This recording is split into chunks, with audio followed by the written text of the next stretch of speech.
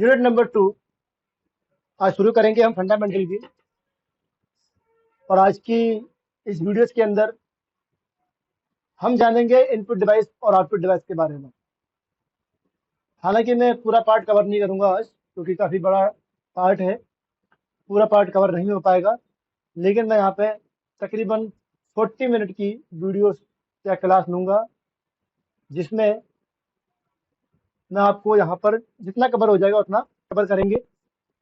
इससे पहले की जो क्लास मैंने ली है यूनिट नंबर 1 की, तो उसमें मैंने कंप्यूटर का इंट्रोडक्शन और उसकी जनरेशन के बारे में बात की थी, और सीपीयू का ब्लॉक डायग्राम और उसकी हिस्ट्री और पर्सनल कंप्यूटर के टाइप के बारे में और कंप्यूटर के टाइप के बारे में बताया था। अगर आप लोगों ने वो क्लास नहीं ली है तो पहले वो क्लास ले लीजिए, उसके बाद आप इस क्लास पर आइएगा। ठीक है, शुरू करते हैं आज की ये क्लास। तो इनपुट डिवाइस और आउटपुट डिवाइस। इनपुट डिवाइस क्या है, उदाहरण से समझाइए। इनपुट डिवाइस वो होती है ऐसी कोई भी डिवाइस जिससे हम कंप्यूटर में कोई डाटा फीड कर सकते हैं। यानी कि ऐसी कोई भी डिवाइस, ऐसी कोई भी चीज कंप्यूटर की, ऐसी कोई भी मशीन कंप्यूटर की जिसके द्वारा कंप्यूटर में डाटा को अंदर फीड कर सकते हैं, कंप्यूटर में डाटा फीड किया जा सकता है, उसे हम कंप्यूटर की कंप्यूटर की इनपुट डिवाइस कहते हैं।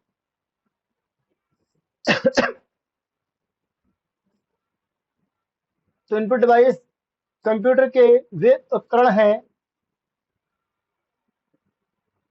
जिनकी हेल्प से हम कंप्यूटर को कमांड देते हैं या निर्देश देते हैं। इस कमांड के आधार पर कंप्यूटर काम करता है, जैसे कि कीबोर्ड, माउस, माइक, स्पेलिंग गलत है, touch screen, light pen, trackball, joystick, MICR, OCR camera, ETC. इनके बारे में आगे हम जानेंगे।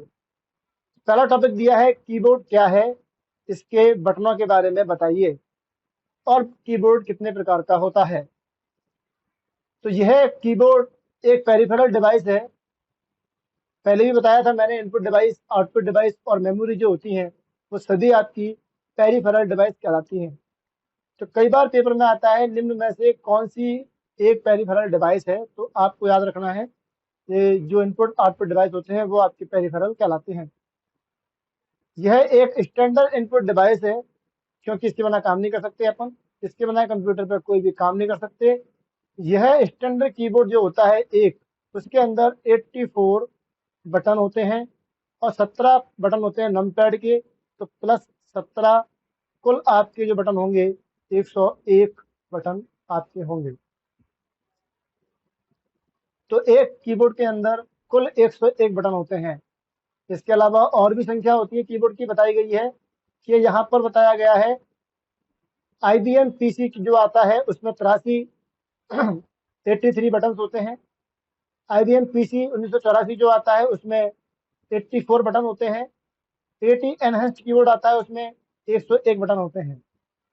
लेकिन हम आजकल ये यूरोपियन कीबोर्ड दिया है, हम विंडोज बेस्ड कीबोर्ड इस्तेमाल करते हैं इंडिया के अंदर, और ज्यादातर कंप्यूटर में विंडोज होती है, तो विंडोज बेस्ड कीबोर्ड के अंदर 104 बटन होते हैं। तो आजकल के क्वेश्चन पेपर में आते हैं तो वहाँ 104 आंसर सही होता है, क्योंकि वो विंडो बेस्ड कीबोर्ड के बारे में बात कर रहा है। यदि 104 आंसर नहीं दिया है तो आप 101 को टिक कर सकते हैं, क्योंकि वो पुराने कीबोर्ड के बारे में बात कर रहा है। न्यूमेरिक पैड ये होता है जो आप दिख रहे हैं इस तरफ, ये जो हिस्सा है वो न्यूमेरिक पैड होता है। 17 बटन है, आप गिन सकते हैं इनको। इसमें फंक्शंस की होती हैं, इसके की कौन कौन सी होती हैं, आप F1 से लेकर के जो F12 तक या F10 तक भी होती है किसी किसी कीबोर्ड में, तो वो होती है फंक्शंस की। एरो की आप देख रहे हैं, 4 की आपको दिख रही है, चारों की जो है वो एरो की कहलाती हैं, left right up and down. A to Z जो अक्षर होते हैं वो अल्फाबेटिकल की कहलाती हैं। 0 से 9 तक जो कैरेक्टर्स होते हैं, नंबर्स होते हैं, वो आपकी न्यूमेरिक की कहलाती हैं। टॉगल की वो बटन होते हैं जिनको आप ऑन ऑफ कर सकते हैं, ये मोस्ट इंपोर्टेंट है। ये पेपर में कई बार आता है कि निम्न में से कौन सी टॉगल की है, तो आपको बताना पड़ेगा। जिन बटन को हम ऑन ऑफ कर सकते हैं वो टॉगल की होती हैं, जैसे कि caps lock, num lock, insert button, insert और scroll lock button. Backspace toggle key नहीं होता, स्पेस बार, एंटर या फिर टॉगल की नहीं होते हैं। कुछ की स्पेशल होती हैं, जैसे कि home, and, page up, page down, back space, alt control etc। कुछ सिंबॉलिक की होती हैं, जैसे कि स्टार का चिन्ह, क्वेश्चन मार्क, डॉलर, परसेंट आदि के साइन लगाते हैं, वो सिंबॉलिक की कहलाती हैं। तो इस कीबोर्ड के अंदर आप ये फंक्शन की हैं, एरो की हैं, ये आपकी अल्फाबेटिकल्स की हैं, ये नंबर्स की हैं, ये स्पेशल की हैं, इनको ऑन ऑफ कर सकते हैं, वो आपके टॉगल की हैं। कुछ सिंबॉलिक की होती हैं, जैसे इसमें हम कीबोर्ड में कीज को भागों में बांट सकते हैं। ये चित्र में बताया गया है, कुछ की के नाम बताए गए हैं। जैसे कि ESC जो होता है, उसका पूरा नाम क्या है? ESC बटन जो कीबोर्ड में होता है, उसको हम एस्केप बोलते हैं। तो एस्केप बटन ये रहा, फंक्शंस की ये रहे, ये कैप लॉक है, शिफ्ट बटन है, कंट्रोल बटन है, ऑल्ट बटन है। ये अलग अलग बटन होते हैं, इनको आप पहचान लीजिए। विंडोज बटन ये होता है। कई बार लोगों को ये भी नहीं मालूम होता कि विंडोज बटन किन बटनों के बीच में होता है। तो कंट्रोल ऑल्ट के बीच में विंडो बटन है। कीबोर्ड को थोड़ा ध्यान से देखा करें और प्रैक्टिस करते समय बटन को यूज किया करें। पहला लेखन डिवाइस जो बनाया गया था, पहला कीबोर्ड जो बनाया गया था, 1700 ईस्वी में बनाया गया था। और ये सबसे पहले 1714 में लंदन में, इंग्लैंड के अंदर हेनरी मिल द्वारा पेटेंट किया गया था। तो कीबोर्ड डिवाइस स्टार्टिंग में बनाया गया था, वो ऐसा था कुछ इस टाइप का। PDF फाइल से आप इसकी नॉलेज ले सकते हैं, पढ़ सकते हैं PDF फाइल में से। अगला दिया है माउस। क्या होता है? माउस भी एक इनपुट डिवाइस है, लेकिन पॉइंटिंग इनपुट डिवाइस। माउस एक पॉइंटिंग इनपुट डिवाइस है। मैं आपके सामने पेन चला रहा हूँ, इसको अपन माउस से चला सकते हैं, पेन से चला सकते हैं, तो माउस से भी चला सकते हैं। तो माउस, जब मैं घुमाऊंगा माउस को, तो ये पॉइंटर भी चलेगा। तो ये माउस पॉइंटर एक पॉइंटिंग डिवाइस होता है। माउस एक पॉइंटिंग इनपुट डिवाइस है। इसका प्रयोग मॉनिटर की स्क्रीन पर कुछ भी चुनने के लिए किया जाता है। इसकी हेल्प से कीबोर्ड के बिना काम कर सकते हैं, और इसमें कुछ बटन भी होते हैं। इसके द्वारा हम right clicking, clicking, double clicking और ड्रैगिंग का काम कर सकते हैं। अब आप सोच रहे होंगे, मैंने बताया कि कीबोर्ड के बिना काम नहीं कर सकते, तो इसमें काम कर सकते हैं, इसके बिना। एक्चुअली में हम माउस से भी काम करेंगे तो भी एक स्क्रीन में कीबोर्ड आएगा, उसे टच करना पड़ेगा। तो वहां भी अंदर स्क्रीन में कीबोर्ड दिया होता है, जिससे हम टच करके काम करते हैं। आपके मोबाइल में भी एक अंदर स्क्रीन में कीबोर्ड आता है, जिसे हम टच करके काम कर सकते हैं।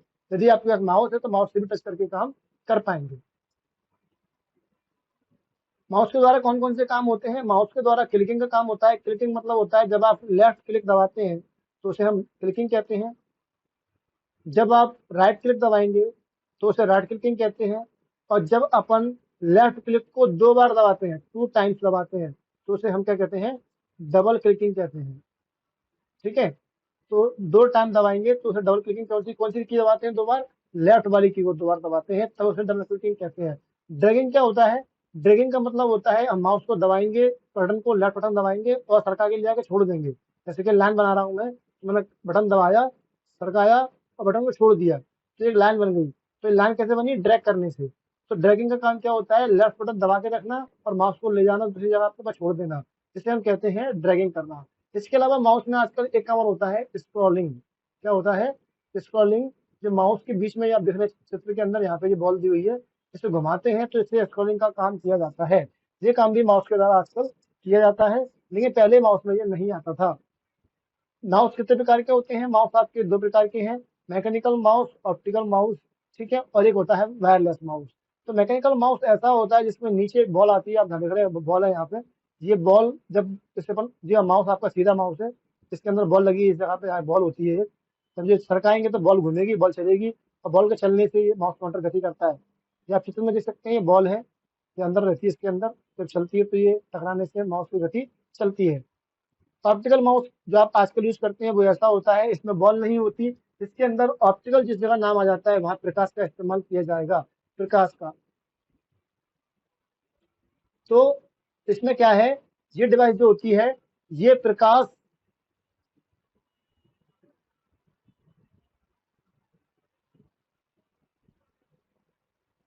तो इस जगह पे जिस जगह पे ऑप्टिकल नाम दिया होता है, वहां आप समझ जाइए प्रकाश का इस्तेमाल किया जाएगा। ठीक है। तो ऑप्टिकल का मतलब क्या है? ऑप्टिकल माउस के अंदर प्रकाश की किरण निकलती है नीचे से, जिसके परावर्तन के कारण ये माउस पॉइंटर गति करता है। आजकल आपने सब जगह पे यही माउस देखे होंगे, और किसी किसी के पास आपने देखा होगा वायरलेस माउस। इसमें ये डोंगल होता है, इस डोंगल को हम लगाते हैं सीपीयू में, और इससे तरंगे निकलती हैं। जैसे डोंगल लगा दिया अपन ने, इससे तरंगे निकलेंगी, और तरंगे निकल करके कहाँ पहुंचती है? माउस के पास पहुंचती है। तो माउस होता है आपका, तो ये तरंगे इस माउस के पास पहुंचती है, माउस इस तरंगों के माध्यम से कनेक्ट होकर के इसमें ट्रांसमिशन डाटा का होता है, और हम काम कर पाते हैं। पहला कंप्यूटर, जो पहला माउस जो बनाया गया था, वो किसने बनाया था? मोस्ट इम्पोर्टेंट याद कर लीजिएगा, डॉगलस एंगलबर्ट इन्हें बनाया था पहला माउस। मोस्ट इम्पोर्टेंट है, याद कर लेना।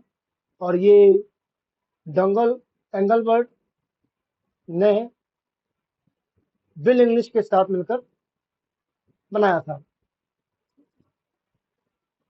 1970 में। तो कई बार पूछा जाता है कि माउस की खोज किसने की थी? तो एंगल एंगलबर्ट डॉगलस ने की थी। ये है डॉगलस, ये है आपके सामने।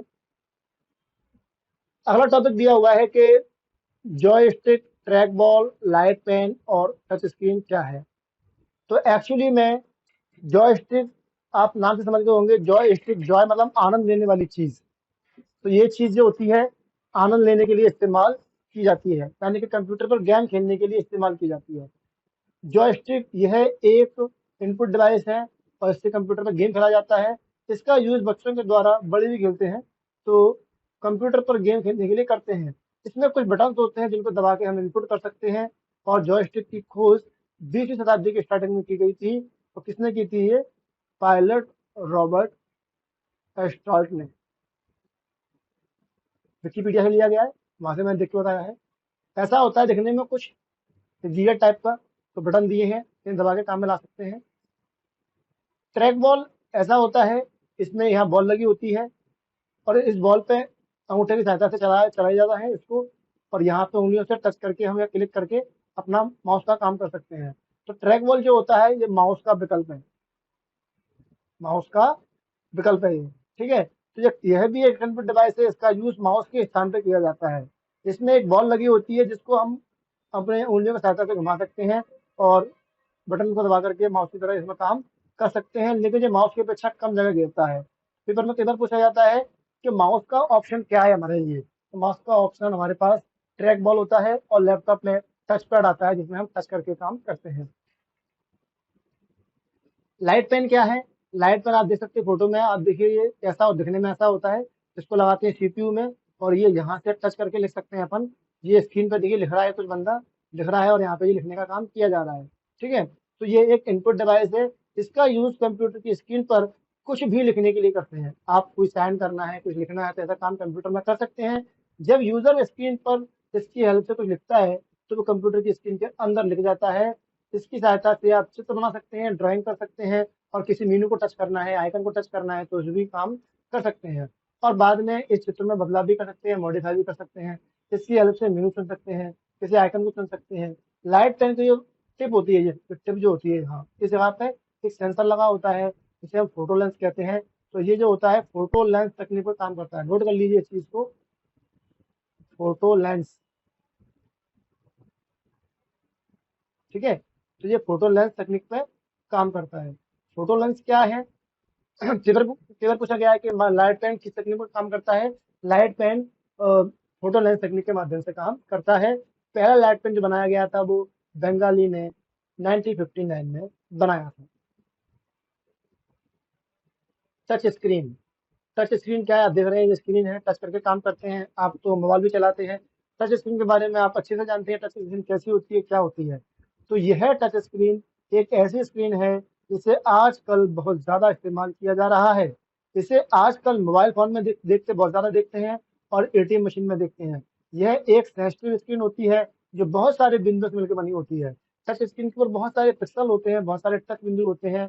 जब हम अपनी उंगलियों से इसकी स्क्रीन को टच करते हैं, तो इस स्क्रीन को मालूम चल जाता है कि कहाँ पे हमने टच किया है। किसी भी स्क्रीन में कीबोर्ड इस स्क्रीन के अंदर एक कीबोर्ड भी होता है, इसके अंदर स्क्रीन में कीबोर्ड भी होता है, जिससे हम अपना काम टच करके टाइपिंग भी कर सकते हैं। इसे आजकल एटीएम मशीन में, रेलवे स्टेशन पे, शॉपिंग मॉल में, और अपने मोबाइल फोन में भी देख सकते हैं। टच स्क्रीन ऐसा होता है। इसके बारे में शायद आप जानते हैं। मुझे नहीं लगता कि आज हम कुछ कठिन पढ़ रहे हैं, सब कुछ सिंपल सिंपल पढ़ रहे हैं। टच स्क्रीन का आविष्कार ई ए जॉनसन ने 1965 में किया था। टच स्क्रीन का आविष्कार ई ए जॉनसन ने 1965 में किया था। ठीक है, ये इंपॉर्टेंट नहीं है, लेकिन मैं बता रहा हूँ, पूछते थे किसने बनाया, कब बनाया, तो यहाँ मैं दे दिया है, आप इसे पढ़ सकते हैं नॉलेज के लिए। अगला क्वेश्चन दिया हुआ है कि scanner MICR, OCR, OMR, VCR, QR code या डिजिटल कैमरा क्या है? तो स्कैनर क्या होता है एक्चुअली में? स्कैनर जो स्कैन करने का काम करेगा, तो स्कैनर एक इनपुट डिवाइस है जिसके द्वारा किसी भी ऑब्जेक्ट को, मैंने ये नहीं बोला किसी भी फोटो को, किसी भी ऑब्जेक्ट, मतलब आपका हाथ भी हो सकता है, आप फोटो कॉपी पे हाथ रखेंगे अपना, तो उस हाथ को भी स्कैन कर लिया जाता है, उसके बाद प्रिंट निकाल लिया जाता है। तो इनपुट डिवाइस ये वो डिवाइस है जिसके द्वारा किसी भी ऑब्जेक्ट को कंप्यूटर में इलेक्ट्रॉनिक फॉर्म में जो डाटा होता है, उस डाटा को कंप्यूटर के फॉर्म में या इलेक्ट्रॉनिक फॉर्म में या डिजिटल फॉर्म में बदल सकते हैं। अब उसको आप इलेक्ट्रॉनिक फॉर्म बोलो या डिजिटल फॉर्म बोलो या कंप्यूटर की फॉर्म बोलो, एक ही बात है। इसका लाभ ये होता है कि आप कंप्यूटर में हमेशा टाइप नहीं करना पड़ता। ये लाभ है इसका कि ये लेटर आप लिख रहे हैं, इस लेटर को टाइप करने की जरूरत नहीं है, और आपके पास प्रिंट आउट है इसका, तो आप स्कैनर से इसे स्कैन करो, कंप्यूटर में डाल दो। यह किसी भी ग्राफिक्स को डिजिटल सिग्नल में चेंज करने का काम करता है। OCR, OMR, VCR ये सब स्कैनर के एग्जाम्पल हैं, लेकिन इनके काम अलग अलग हैं। बाय डिफॉल्ट इसका रेजोल्यूशन जो होता है, जब स्कैनर से स्कैन करते हैं कोई चीज, तो बाय डिफॉल्ट 300 DPI पे स्कैन होता है। ये इंपोर्टेंट ध्यान रखना। DPI मतलब होता है डॉट पर इंच, पेपर में आता है, कई बार पूछा गया है, तो याद कर लीजिए। DPI मतलब डॉट पर इंच होता है, और ये स्कैनिंग की एक रेजोल्यूशन या क्वालिटी का नाम है। सबसे पहले कंप्यूटर के साथ इस्तेमाल करने के लिए एक ड्रम स्कैनर बनाया गया था, जो 957 में रसल ए क्रिश के नेतृत्व में बनाया गया था, उनकी टीम ने बनाया था। इसके लाभ क्या हैं? इसके लाभ ये है कि इसके द्वारा स्कैनर किए गए डॉक्यूमेंट में बदलाव कर सकते हैं, किसी भी डॉक्यूमेंट में या ऑब्जेक्ट को तुरंत अपने डिजिटल फॉर्म में चेंज कर सकते हैं। इसका फायदा ये है कि आपने कोई डॉक्यूमेंट लिया, स्कैन करके कंप्यूटर में डाल दिया, तो बाद में उसमें चेंजेस भी कर सकते हैं, और किसी भी डॉक्यूमेंट या ऑब्जेक्ट को तुरंत इलेक्ट्रॉनिक फॉर्म में चेंज कर सकते हैं।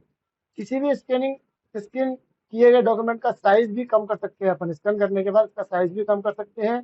और इसके नुकसान क्या है? जो भी इमेज स्कैन की जाती है वो बहुत अधिक मेमोरी घेरती है। ठीक है, इसलिए कंप्यूटर में मेमोरी अधिक होना चाहिए। और स्कैन की हुई इमेज की क्वालिटी वास्तविक जैसी नहीं होती है, और जब इसका साइज बदला जाता है तो स्कैन की जो इमेज होती है क्वालिटी भी खराब हो जाती है, साइज चेंज करने पर क्वालिटी खराब हो जाती है। दूसरा, इसका मिसयूज भी लोग कर लेते हैं फर्जी डॉक्यूमेंट बनाने के लिए। ठीक है, लोग ऐसा काम करते हैं आजकल, तो ऐसा काम नहीं करना चाहिए, ये बिल्कुल ही गलत है। स्कैनर ऐसा होता है, यहाँ पे आप कोई फोटो लगाएंगे, इसे बंद करेंगे अपन, तो और कंप्यूटर कमांड देते हुए इसमें डाटा लगाया जाता है, जो लगाया है फोटो है वो स्कैन हो जाएगा, और कंप्यूटर के अंदर जो कंप्यूटर लगा होगा उसके अंदर आ जाएगा स्कैन करके। ठीक है, तो स्कैनर इसके लिए इस्तेमाल किया जाता है। आगे दिया हुआ है MICR। MICR का पूरा नाम मैग्नेटिक इंक करेक्टर रिकॉग्निशन होता है। इसका मतलब क्या है कि ये मैग्नेटिक इंक से बने हुए चेक को जांचता है। इसका प्रयोग चेक कहाँ पे होते हैं? बैंकों में। तो इसका प्रयोग बैंकों में सबसे ज्यादा होता है, किस लिए करते हैं बैंकों में? इसका उपयोग चेकों को जांचने के लिए किया जाता है। जो चेक होते हैं उसमें एक चेक नंबर लिखा जाता है, और वो विशेष स्याही चुंबकीय स्याही लिखा जाता है। तो बैंक के चेक जो होते हैं वो खास स्याही मैग्नेटिक इंक से लिखे जाते हैं। इसे MICR के द्वारा जांचा जाता है कि ये चेक पे जो नंबर लिखा हुआ है वो नंबर सही है, वास्तव में चुंबकीय प्रिंट है या नहीं। वो जांचने के लिए हम इसका इस्तेमाल करते हैं। तो इससे मालूम चल जाता है जो चेक लगाया गया बैंक में है वो चेक असली चेक है, नकली चेक तो नहीं है। ठीक है, चेक का जो चेक नंबर होता है, ऐसे कुछ नंबर के अंदर लिखा होता है बीच में। ठीक है, तो वो चेक नंबर होता है। OCR मतलब ऑप्टिकल करेक्टर रिकॉग्निशन। ये आप करेक्टर दिख रहे हैं, इन करेक्टर्स को पढ़ने का काम जो करेगा उसे हम OCR बोलते हैं। ये पढ़ता कैसे है? इसके अक्षर के साइज को, मान लीजिए एक कंप्यूटर है, उस कंप्यूटर के अंदर कोई साइज बना हुआ है A B C, वो सेव है, और यहाँ पे भी कुछ नंबर लिखे हुए हैं A B और C। जब मैं स्कैनर से, ये स्कैनर लगा हुआ है, इस स्कैनर से मैं इस पे लाइट मारूंगा, तो लाइट मारने के बाद इन नंबर्स को स्कैन करेगा और स्कैन करके कंप्यूटर में डाल देगा। फिर इनका जो साइज है और इनका जो साइज है दोनों को चेक किया जाएगा। इसके जो साइज होंगे वो साइज यहाँ पे आ जाएंगे और उन साइज को कंप्यूटर चेक करेगा ये दोनों बराबर है कि नहीं है, इसका साइज बराबर है या नहीं है। बराबर नहीं होगा तो वो उसे बता देगा रॉन्ग है, बराबर होगा तो बोल देगा सही है। ठीक है, तो ऑप्टिकल कैरेक्टर रिकॉग्निशन इसकी हेल्प से किसी भी सामान के ऊपर लिखे हुए कुछ सिंबल को कैरेक्टर को पढ़ने का काम किया जाता है। लेकिन लोग बड़े चालाक होते हैं, सेम उतनी ही आकार के अक्षरों को लिख लेते हैं, तो ये मशीनों से पढ़ नहीं पाती है, दिक्कत आती है। लोगों ने क्या किया, इसे बंद कर दिया उसी यार की चीजों को, और क्या बना दिया, बीसीआर बना दिया, बीसीआर। बीसीआर क्या होता है, इसका पूरा नाम बार कोड रीडर होता है।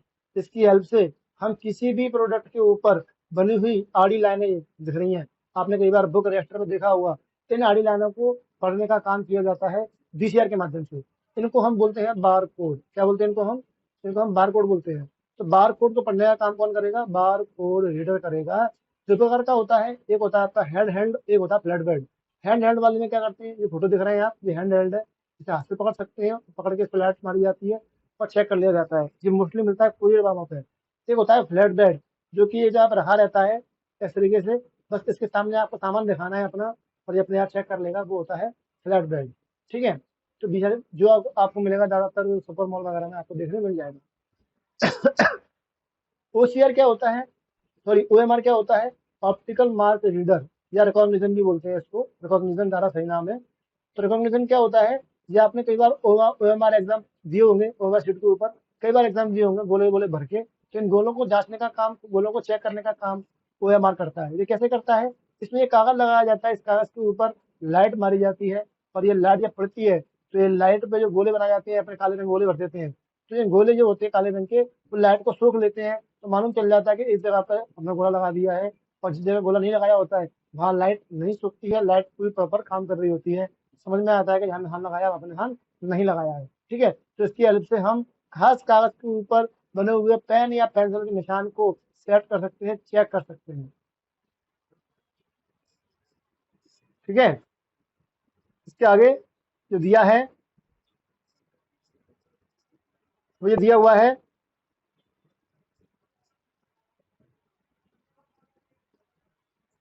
तो ऑब्जेक्ट टाइप एग्जाम में इसका इस्तेमाल होता है। और फिर कागज पर पेन निशान लगाए जाते हैं और कागज को हम ओएमआर के माध्यम से चेक कर लेते हैं। मैंने आपको तरीका बताया कैसे काम करता है ये, कई बार एग्जाम वगैरह में इसके तरीका भी पूछे गए हैं कि ये किस प्रकार से काम करता है। ओके,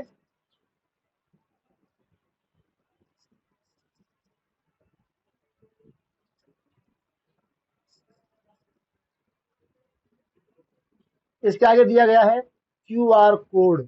इसका पूरा नाम क्विक रेस्पॉन्स कोड होता है। क्विक रेस्पॉन्स कोड, एक बार आप देख सकते हैं, ये इंसान बार कोड बना लेता है, ये करेक्टर बना लेता है, कॉपी कर लेता है इंसान। इंसान इनको भी बना लेता है सॉफ्टवेयर कंप्यूटर के माध्यम से, लेकिन इसको नहीं बनाएगा। अगर आपने ये बना लिया, जैसे आधार कार्ड पे आप देखते हैं सबके अलग अलग होते हैं, तो अगर आधार कार्ड पे लगा दिया और लोग इसे स्कैन करेंगे और मेरे पे लगा देंगे इसको, तो आपका आधार कार्ड खुलेगा। ठीक है, ध्यान रखना। तो इसका पूरा नाम क्विक रेस्पॉन्स कोड होता है। क्यूआर कोड जो होता है एक प्रकार का कोड है जो मशीन के द्वारा पढ़ा जाता है, इसे आप नहीं पढ़ सकते, आप नहीं पता था कि इसमें क्या है। ये code black and white square का बना होता है, इसलिए इसको 2D बार भी कहा जाता है। ये स्कैनर की हेल्प से स्कैन किया जाता है और फिर इसमें सेव डाटा को पढ़ लिया जाता है, मशीनी लैंग्वेज में डाल करके पढ़ लिया जाता है। कुछ क्यूआर कोड की हेल्प से हम सीधे सीधे खड़े पहुंच जाते हैं। आपने कई बार क्यूआर कोड का इस्तेमाल किया होगा, जैसे आधार कार्ड स्कैन किया होगा, इसके अलावा कोई सामान लेके आते हैं, स्कैन आपने किया करके देखा होगा, स्कैन करके कई बार देखा होगा। तो उसके डाटा को हम डाउनलोड भी कर सकते हैं, डायरेक्टली वेबसाइट में पहुंच जाते हैं। जैसे सर्टिफिकेट है हमारे, लोग उसे स्कैन करते हैं, डायरेक्टली साइट में पहुंच जाएंगे, सर्टिफिकेट खुल के आ जाता है। ठीक है, तो इस मोबाइल फोन से भी आप इसे स्कैन कर सकते हैं। इसके लिए क्यूआर कोड का जो एक ऐप आता है वो मोबाइल में था, ऐप डालना पड़ेगा और क्यूआर कोड का स्कैन इस सॉफ्टवेयर से कर सकते हैं या मशीन से भी कर सकते हैं।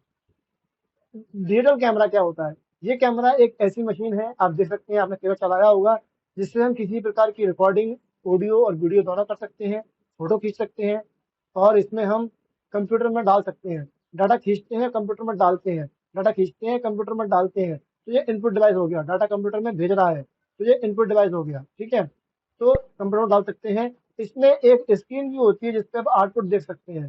तो स्क्रीन आउटपुट है लेकिन कैमरा इनपुट डिवाइस है। स्क्रीन आउटपुट है लेकिन कैमरा इनपुट डिवाइस है, ध्यान रखना।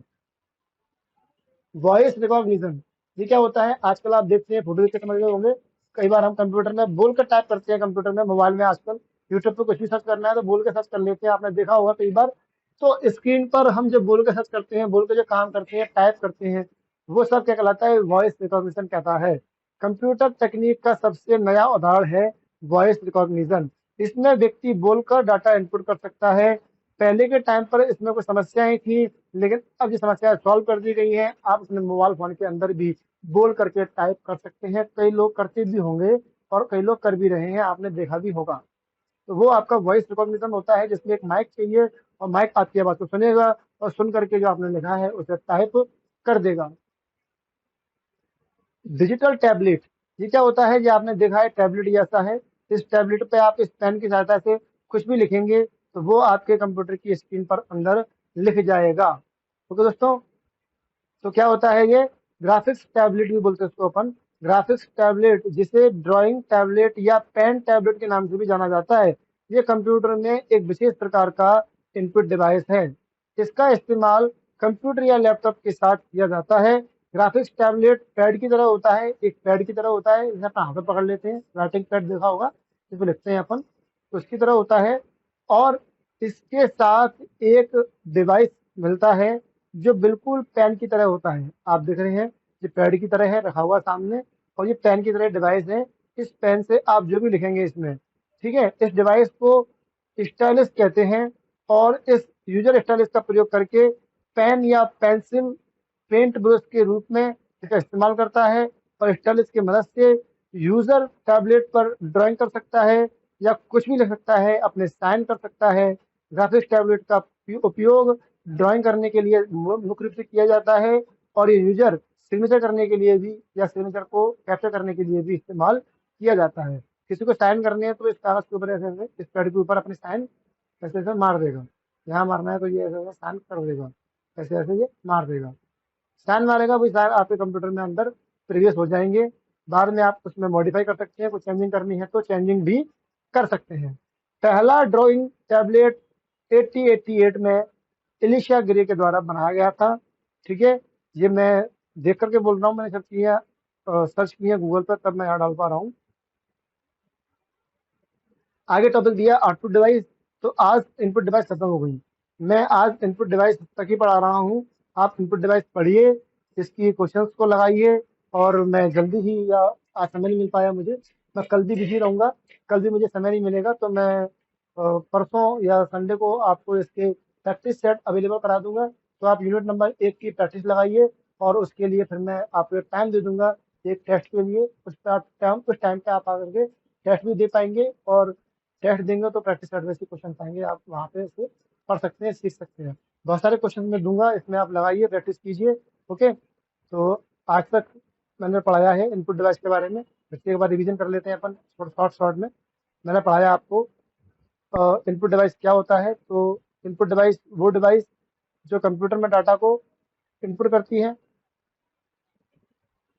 और डाटा को कंप्यूटर में इनपुट करने का काम करती है, डाटा को कंप्यूटर में भेजने का काम करती है, उसे हम इनपुट डिवाइस कहते हैं। जैसे कि कीबोर्ड, कीबोर्ड के मैंने कीबोर्ड के टाइप बताए, कीबोर्ड के कौन कौन से बटन होते हैं सबके नाम बताए। इसके बाद कीबोर्ड का एक फोटो बताया, पुराना फोटो। माउस क्या होता है? ये भी आप पॉइंटिंग इनपुट डिवाइस है। ये mechanical optical mouse, wireless mouse होते हैं। ठीक है, ये मैंने बताया आपको। एंगल डॉलर्स ने इसको बनाया था, याद कर लीजिए, इंपोर्टेंट है। जॉयस्टिक गेम खेलने के लिए होता है। ट्रैक बॉल माउस की जगह इस्तेमाल किया जाता है।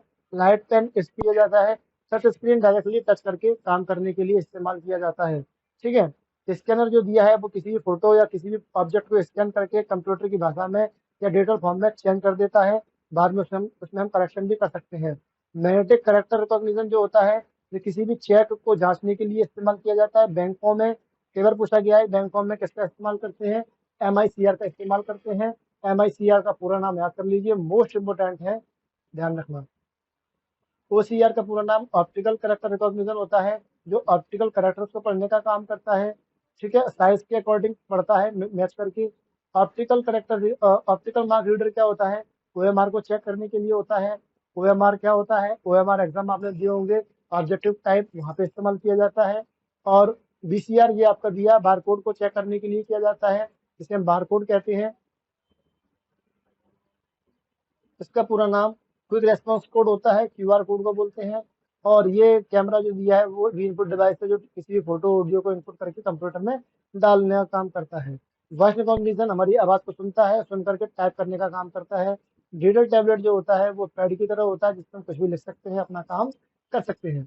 तो आज की वीडियो में इतना ही, आज की क्लास में इतना ही। घर जाके पढ़िए, रिविजन कीजिए और आकर के तो मुझे अगर डाउट होता है तो मुझसे क्वेश्चन कीजिए। कल मिलेंगे नए टॉपिक के साथ, आउटपुट के साथ। आउटपुट पढ़ाऊंगा। तब तक के लिए गुड लक और गुड बाय।